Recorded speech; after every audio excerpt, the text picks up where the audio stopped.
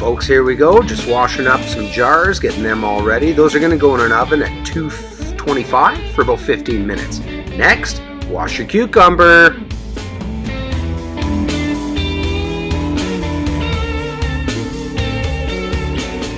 Alright, so obviously I want to cut off the growing end that the vine was on, but the other end, I mean, do you do that? You should. You should take just the smallest amount off. It has an enzyme in there that will cause it to soften and rot first. So if you want crunchy pickles, make sure you take that end off.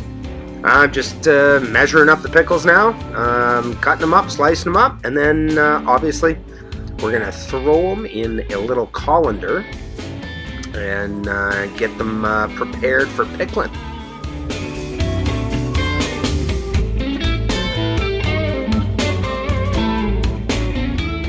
Alright, so the second tip here is put lots of salt on these and let them sit for a while. The salt's going to suck a lot of the moisture out of your pickles, which is something that's going to make them soggy if they stay in the brine too long. So I like to try and get as much of that out as I can. Okay, so we're going to need some dill. I typically like the dill flowers. Obviously, I prefer them when they're like super bright and yellow, but you know, at this time of year, which is September, in my part of the world, it snows. But I will say one thing, the dill smells fantastic when it's cold outside. Alright, I get tired of having like super garlicky smelling fingers from chopping it up and peeling it, smashing it. So I throw it in a little jar and I shake the heck out of it, and that seems to get the skins off, I don't know, about easiest for me. So whatever. Saves me reeking like garlic all day, even though I don't mind that smell.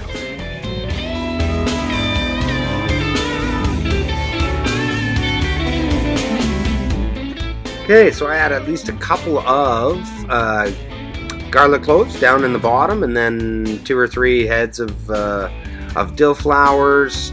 I also throw in some chili flakes, and if you ever pay for those, then you must not order pizza, because I haven't paid for those things in like 20 years. But we're going to do some black peppercorns, pinch of those, you know, whatever your taste is. If you like it spicier, add more. I throw in 4, 5, 6, 7, whatever my fingers can grab. It's not that big a deal. It doesn't make it too spicy.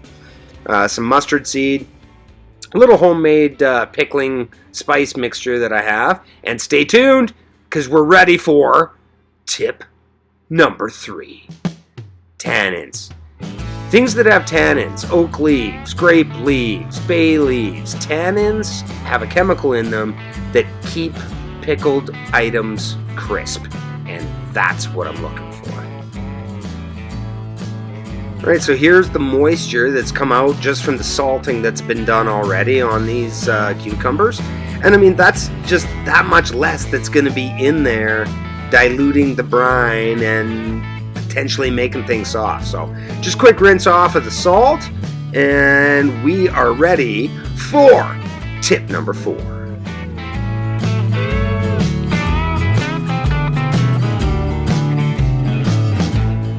I've read it, I've seen a few people do it, and by cooling down your cucumbers, I mean almost freezing prior to putting them in a hot brine, seems to make them crispier. I've been doing it for a couple of years and it works. Now granted, I have the natural outside to help me out. So just scoop out the ice and stack your jars. That's it. I mean, they should be already cut to size if you've kind of thought ahead and done it, right?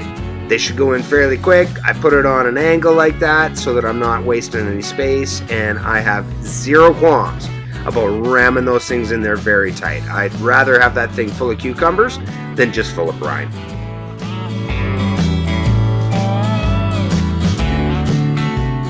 Looking good. Time to get these done and get some brine going on.